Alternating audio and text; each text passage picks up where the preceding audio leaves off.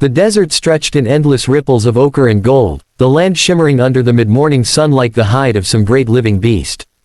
Dust rose from the hooves of a tired bay horse, its sides streaked with sweat, its breath heavy and labored. The man who rode it was a stranger in this land, though he had wandered these plains long enough to know the shape of thirst and the silence of hunger.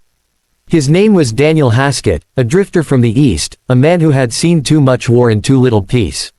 He had crossed the Rio Grande with a dream of finding work, of maybe starting again somewhere far from the memories that clawed at him like ghosts in the night. But the desert has a way of stripping a man bare, taking everything that doesn't serve him, and Daniel had little left for it to take. For 3 days he had ridden without seeing another soul, his water skin nearly empty, his food gone to crumbs. He followed what looked like an old game trail, though even that was fading into sand and sagebrush.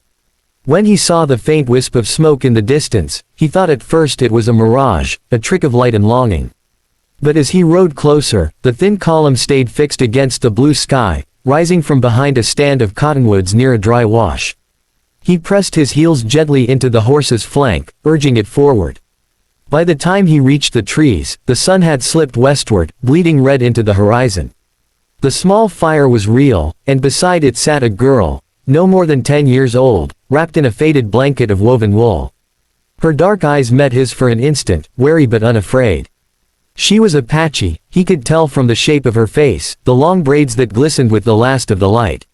She held a clay pot near the fire, and a smell drifted toward him, corn, and something earthy, rich.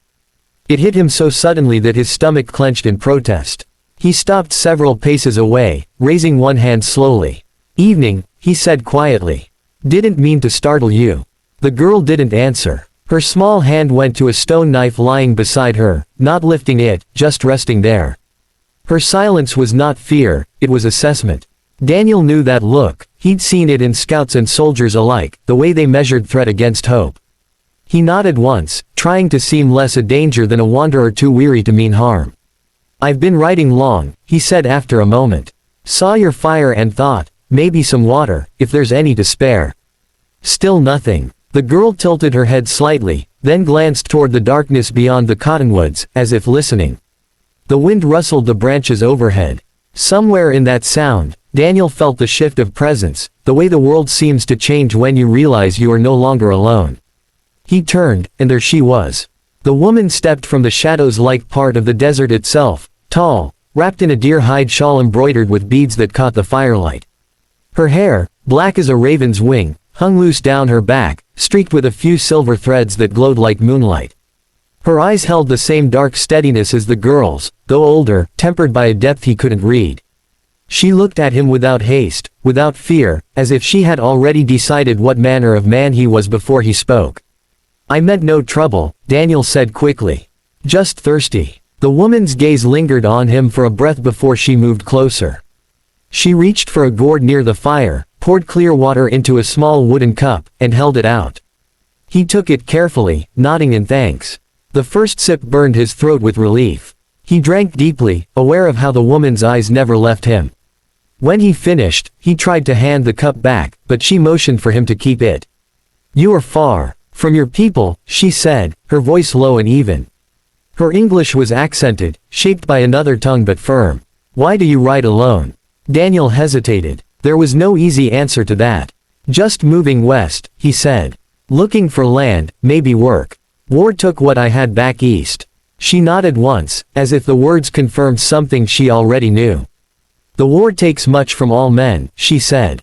Then she gestured to the fire. "Sit." He did. The girl stirred the pot, the smell of corn thick in the air.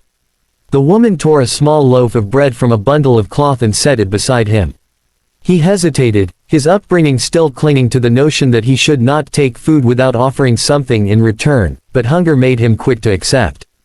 He ate slowly, savoring every bite, while the woman and child watched in silence. When he had eaten enough to feel human again, he said, "Thank you. I'll move on in the morning." Didn't mean to intrude. The woman didn't answer immediately. She knelt beside the child, touching her hair gently, then looked back at him. "You fed my daughter," she said softly. He blinked in confusion. "Ma'am, I didn't." But she stopped him with a raised hand. "When you took food, you gave her peace." She was hungry, too, though she did not say it. The last of our corn was for you, because the desert brought you here. Now you belong to me. Daniel's throat tightened. He thought at first it was some manner of poetic speech, a way of expressing gratitude. But her eyes held no trace of metaphor. They were solemn, calm, and final, as though she had spoken a truth as old as the mountains. I don't understand, he said carefully. She stood, drawing her shawl around her shoulders. You will. The girl smiled faintly for the first time, a quick, bright flicker that reminded him how young she was. The woman motioned to her. This is Lahoma. I am Nayland. Then, turning back to him, you will rest here tonight. The coyotes travel early. They smell weakness. He wanted to argue, wanted to tell her he'd camped alone through worse, but something in her tone stilled him. He nodded. The woman took her place by the fire again, feeding it with dry mesquite. The child curled under her blanket and soon drifted to sleep. Daniel lay on the other side of the fire, using his saddle for a pillow, watching the stars burn through the gaps in the leaves. The desert night was alive with quiet music, the hiss of wind, the chirr of insects, the distant cry of something unseen. He closed his eyes, trying to rest, but the woman's words echoed in his head. You belong to me. He didn't know what they meant. Was it gratitude? Claim? Warning? He slept finally, uneasy beneath a sky that seemed far too wide. At dawn, the woman was already awake, her silhouette framed against the pale light. She was grinding corn, the rhythmic sound of stone on stone steady as breath. Lahoma sat nearby, weaving reeds into something small and intricate. Daniel rose, stiff from the ground. Thank you for the food, ma'am, he said. I'll be on my way. The woman didn't look up. Where will you go? North, maybe. Toward Santa Fe. There's talk of ranches needing hands. The road north is long, she said quietly. And the mescalero hunt there now. They do not welcome white men in their country. I'll manage, he said. She looked up then, her eyes narrowing slightly. You are not a man who has managed much. You are a man who runs. The words stung more than he expected. He met her gaze. And what do you think I'm running from? She didn't answer. Instead, she reached into the pouch at her belt and drew out a small charm, a woven ring of grass bound with a single black feather. She held it toward him. If you leave, take this. It will keep your spirit from being lost. He hesitated, then accepted it. The feather was soft between his fingers. Why give me this, if I'm leaving? Because, she said, you fed my daughter. And because what you begin with kindness, you must finish with honor. He didn't understand her meaning, not then. But he nodded, tied the charm to his saddle, and mounted. As he turned to ride away, Lahoma waved once, shyly. He tipped his hat in return and rode toward the open desert. The sun rose hard and fast, the heat pressing down by midday. The land blurred, the horizon wavering. He rode until the horse stumbled, then dismounted to lead it. Sweat stung his eyes. He reached for his canteen, and found it nearly empty again. He cursed softly under his breath. The charm at his saddle brushed against his hand, and he thought of the woman's words, of her calm certainty. You belong to me. By evening, he found nothing but rock and sand. The wind picked up, sharp and dry, carrying a whisper of storm. He sought shelter under a low ridge and huddled there, thinking of the warmth of that fire, of the little girl's dark eyes watching him. The desert is cruel to men who walk it alone, and that night, it showed its teeth. The wind rose to a shriek, sand cutting his skin like knives. The horse bolted, terrified, disappearing into the storm. Daniel tried to stand, but the sand blinded him, filled his mouth, his ears. He fell to his knees, gasping. The world turned to swirling red and gold, and then, darkness.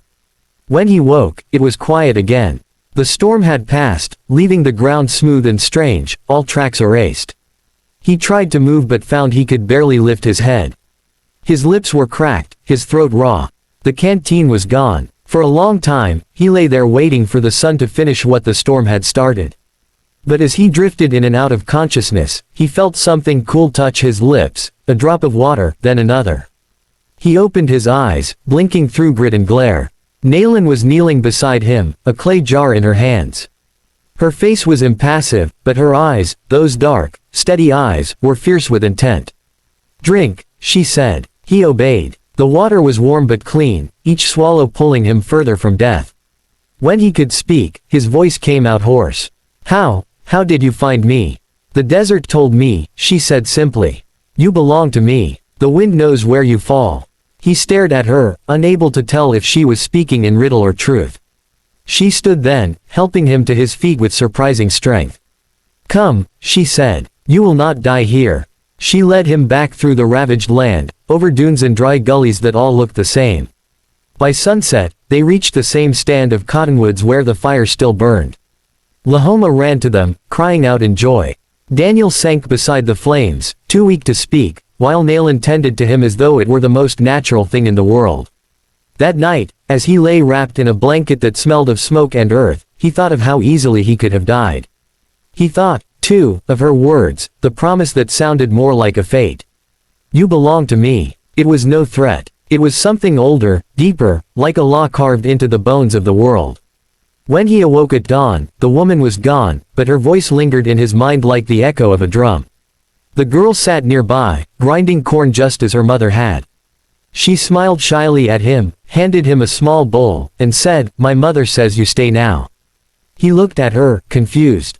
"She said that?" "Yes," Lahoma said, her small hands working the meal. "You belong. That is the promise." He didn't know what to make of it. He had no home, no kin, nothing to tie him to this place. Yet something in the woman's certainty unsettled him less now than it had before. As he watched the smoke rise into the still morning air, he realized that for the first time in years, he wasn't thinking about where to go next. He was only thinking about where he was, and about the strange, fierce woman who had claimed him not with words of love or law, but with something older than both, the bond of survival and gratitude, bound by the promise of the desert itself. And somewhere in the shifting wind, he thought he heard her voice again, soft, carried from beyond the trees, "The desert gives no gifts it means to take back. Remember, Daniel Haskett, you belong to me."